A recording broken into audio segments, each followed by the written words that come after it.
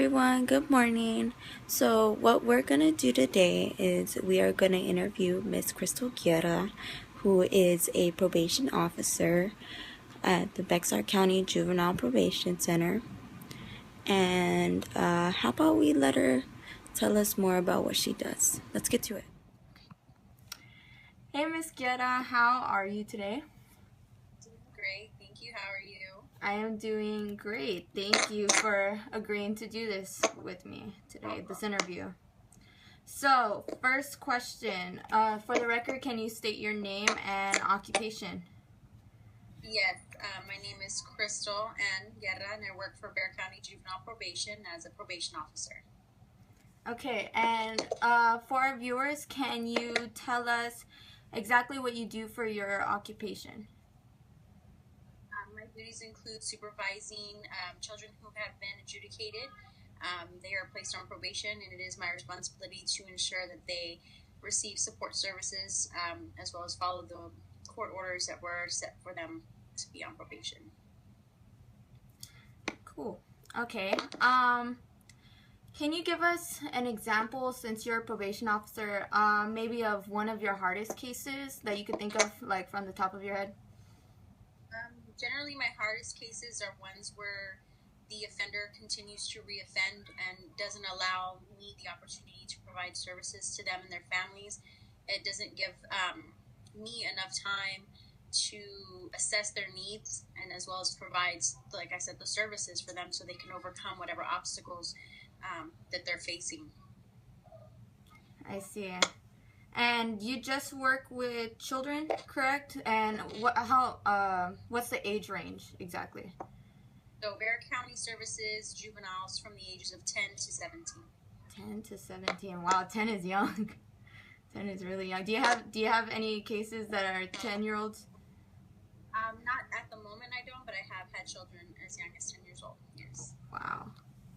And did you see yourself working in law and criminal justice from the very start? No, when I first started college, I wanted to go to school for kinesiology. I really enjoyed doing a lot of physical activities and saw the therapy side of it. I transitioned probably after my first year in community college. I knew I wanted to do something in corrections, and as I started to explore a little bit more and more of my degree plan, I kind of got geared towards juveniles. I felt that rehabilitation with them would be more meaningful at a younger age. And if I may ask, where'd you go to college? I graduated from St. Mary's University here in San Antonio. Interesting. And in such a working environment that has to make you be so strong-willed, how do you feel being a female in such working conditions? Probation officers in this county are predominantly female, so I'm not alone as far as Okay. mostly females, but I think it really has to do based on personality. I mean, being strong-willed is something I am already, but also being compassionate is a very big key of doing the job. So it's come together when you become a probation officer. Mm-hmm. And with that being said, the children connect better when you show your compassionate side, correct? It would just depend on the child. Every child is different. Mm-hmm. Okay. And for our viewers, in case they are interested in your working field, do you have any advice for them? Maybe something that your work requires that they could do now? Getting internships is very important. Having some work experience with our population, you can do that through volunteer opportunities. We do provide that as well for Bexar County with juveniles. Making sure that you want to do this job, not make millions of dollars.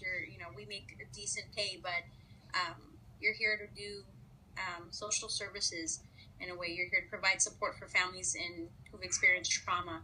And so make sure you're prepared and have some experience before you decide to step into this field. that that's really what you want to do.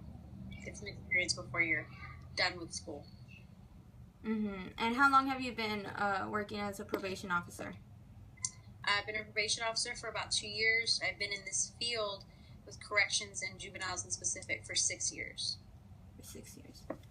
Okay, and there was a certain project that I saw that you were involved in called OSNAP. And can you tell me exactly what that project was about, and what was the outcome for those children that you witnessed?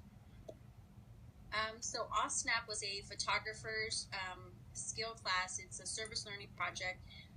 What we decided to do was to teach children a skill and then use that skill to get back to the community. So they were taught some very basics of photography. Once they learned those concepts, we were able to put together a show for the community. We raised funds. The funds went back into the project to buy more equipment or, help other projects or other service learning projects, with their supplies. We did a couple of different rounds. We've got a lot of support from the community. There was a couple of articles written on it. So what we found was that our recidivism rate went down. Recidivism rate is the reoffending rate. We found that kids found another way to express themselves, and so they used those means when they were in their community or having a difficult time. So, and we also found that kids enjoyed coming. So we had a really good turnout rate with our children. Interesting. So, so since they did enjoy that certain event, how many community service events do you say that you have? Probably like per year or per month. That was with a different unit. I know that community service now, they have anywhere from 4 to 5 different programs running throughout the year that, they break into different sessions. So it could vary throughout the year. It really just depends. A lot of the times we do a lot of stuff during the holidays to help the community that's in need. We do arts and crafts, things like that, meaningful stuff. So it just varies.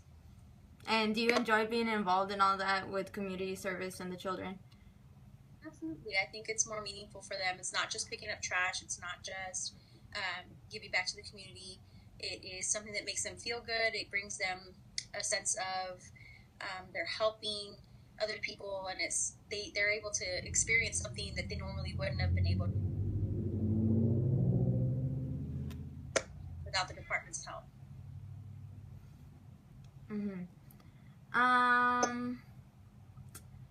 Okay, well, last question to wrap it up. As a student now striving for my dream career, my main goal is to make an impact on people and wherever I go.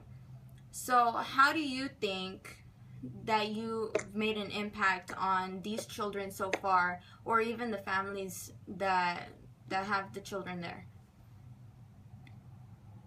So the question was, how do I feel I've made an impact on the families that I've worked with?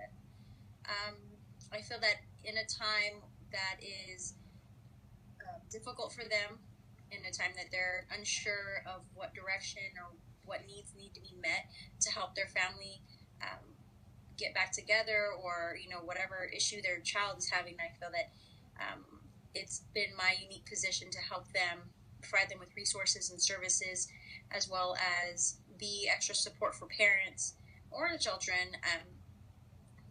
It's been a huge impact, and sometimes it can be very life-changing. We hear lots of stories of the kids that have become successful adults in their community, and even gone as far as graduating college and really doing a lot with their lives. So I feel that the impact, we're never able to understand how much of an impact we make individually, but throughout the years the department has made a huge impact, and I love being a part of that. That's something that's very meaningful for me. And do the children, when they get out, do the children and sometimes their family members keep in touch with y'all? Sometimes they do. A lot of times it's random when we see them throughout the community, and they'll come up to us, and sometimes we don't recognize them. They look different. But yeah, we hear from families all the time. They'll come back to the same buildings, or we'll run into kids that have been held before, we run into them like as adults. So it's really interesting. That's good. That's awesome. Well, that's all the questions I have. Thank you again so much for this interview, and I hope to talk to you sometime soon. Thank you. I know you're still living your life after death.